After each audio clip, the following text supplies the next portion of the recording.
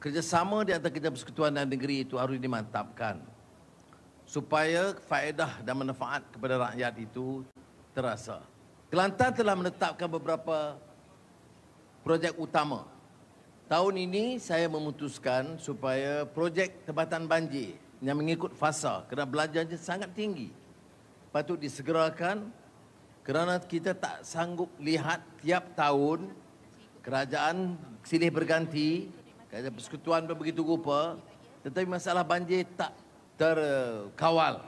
Kerjasama untuk mengangkat martabat negeri dan negara, kerjasama untuk menyantuni masalah rakyat yang miskin, yang terbiar, yang terpaksa hadapi masalah banjir dan kemarau, itu mesti diselesaikan. Dan ini bukan agenda parti, tapi agenda negara.